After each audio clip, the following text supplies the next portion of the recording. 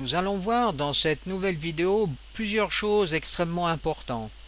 La première chose, nous allons apprendre à mettre un personnage donc pour pouvoir démarrer toujours au même endroit quand on commence à lancer le mode jeu. Ensuite, nous allons voir comment l'on peut créer un baril que l'on peut faire exploser avec des munitions.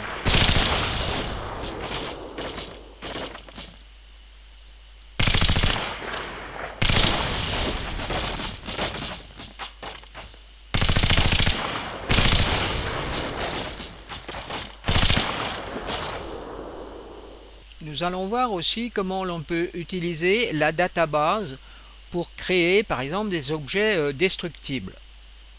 Je vous conseille ensuite de bien suivre la procédure car autrement vous risquez d'avoir des surprises. Alors la première chose que l'on fait, on crée par exemple dans Game SDK, j'ai créé un répertoire mi-objet. À l'intérieur de ce répertoire, je crée un nouveau répertoire objet baril.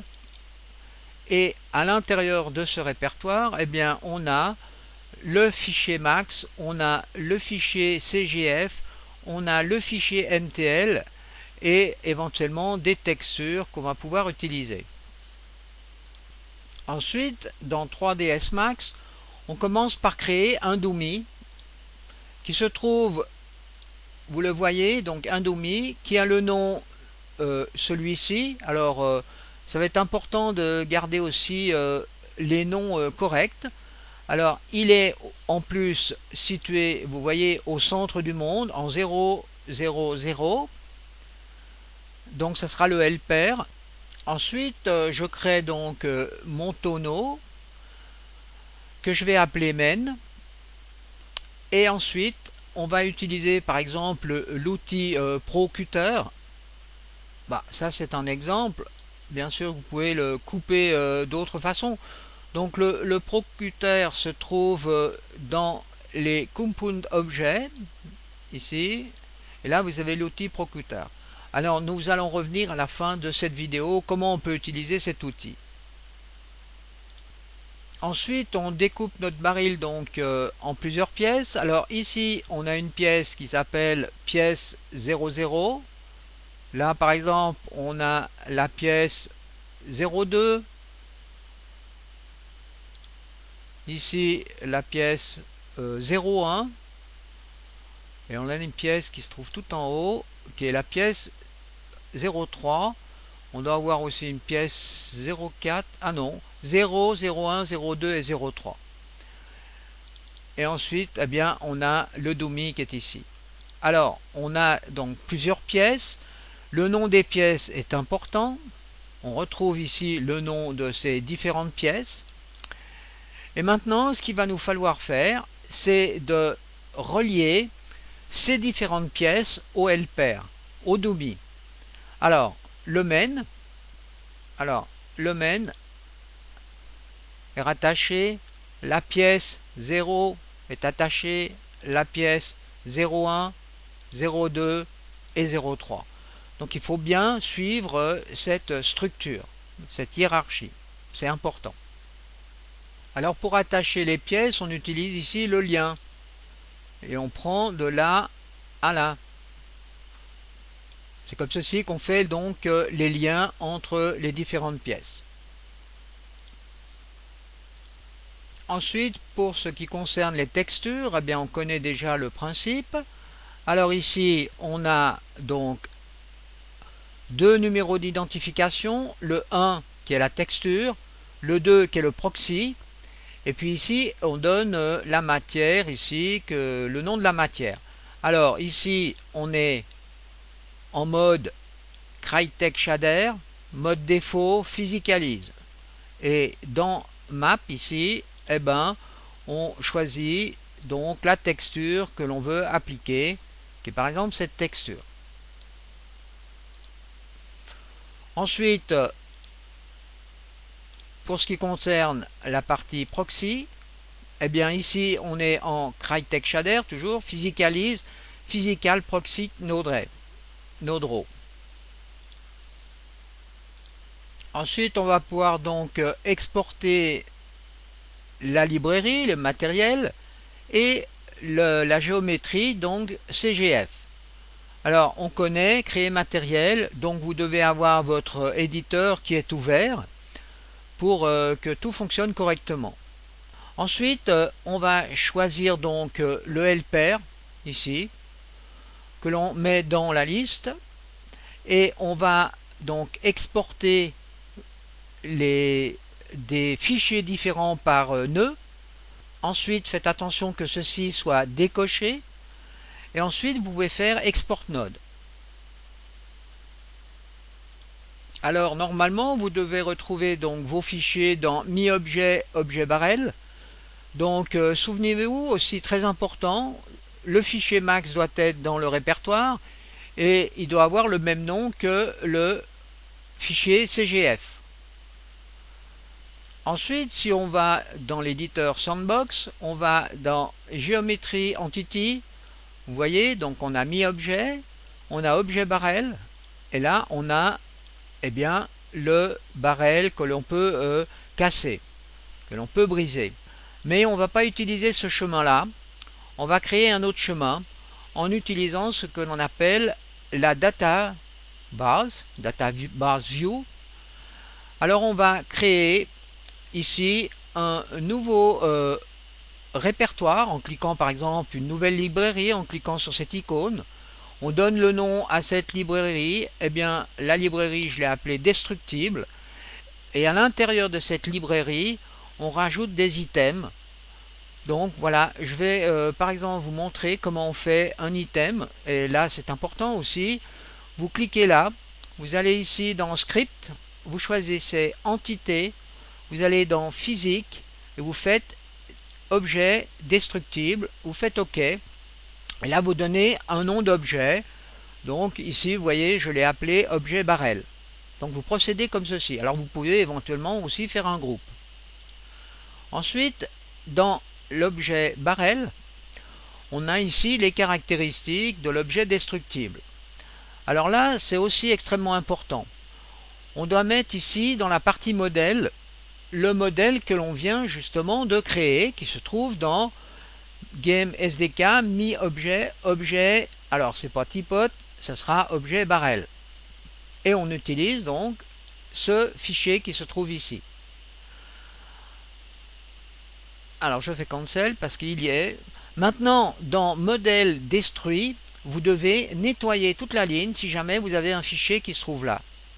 Et ça est important, autrement vous allez avoir des surprises au moment où vous allez casser votre objet. Maintenant ici dans les caractéristiques, on va donc sélectionner explosion. Et l'effet d'explosion sera donc donné à cet endroit. Alors on laisse ceci par défaut car ici ça tombe très bien. Ensuite il va falloir qu'on choisisse une masse, la masse de nos objets. Et puis on va encore choisir ici maximum hilt, donc à 200. Donc c'est le nombre de fois qu'on doit tirer dans le barrel pour qu'il explose. Ici faites bien aussi attention que toutes ces variables soient cochées. Alors maintenant donc on peut faire un essai. Alors pour mettre un objet dans la scène, on fait simplement un drag and drop, on prend l'objet qui est ici et on le positionne dans la scène.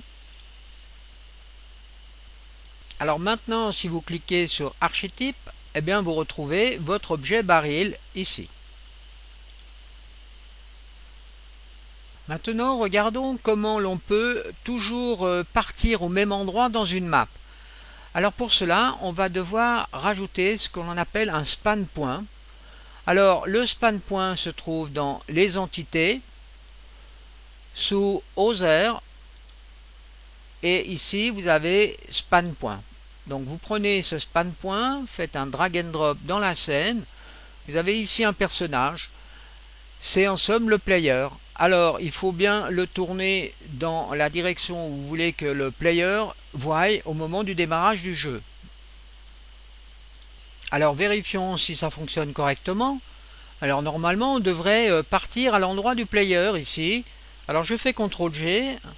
Je constate que ce n'est pas le cas, on est beaucoup trop loin par rapport au player. Tout simplement parce qu'il faut encore rajouter dans le span point un peu de script. Alors, première chose, je resélectionne le span point. Alors peut-être ça ne va pas être facile, alors vous pouvez utiliser cet outil. Vous faites span point, vous cliquez 2 fois. Donc là, vous rentrez dans les propriétés du span point. Ensuite, vous cliquez ici sur Open Flow Graph. Alors, vous allez ouvrir une fenêtre. C'est un éditeur de programmation.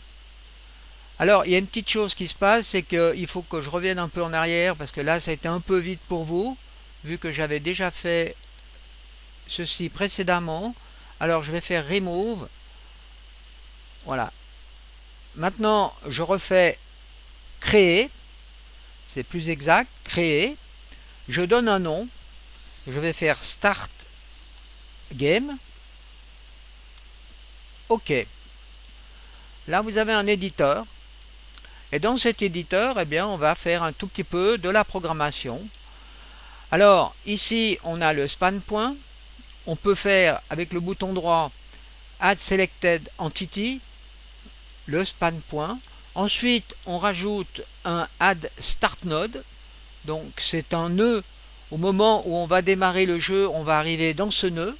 Et qu'est-ce qu'on va faire? On va piloter l'entity span point pour qu'elle démarre à l'endroit où se trouve justement le span point. Alors vous pouvez fermer cette fenêtre et refaire un test. Normalement, tout devrait fonctionner correctement. Et vous voyez, cette fois-ci, c'est correct. Nous sommes bien prêts. Donc, et voilà, donc on peut y aller. Alors maintenant, l'ultime vérification est d'exporter donc l'éditeur dans le mode jeu. Alors on va ici, on fait Export to Engine. Et voilà, donc ça a été effectué correctement. Alors maintenant, on peut aller dans le lanceur de jeu. Donc je viens de lancer le jeu, je vais dans Simple Player. Donc c'est Mi Map, Load, chargement de la map. Et voilà, vous voyez, je démarre bien au bon endroit.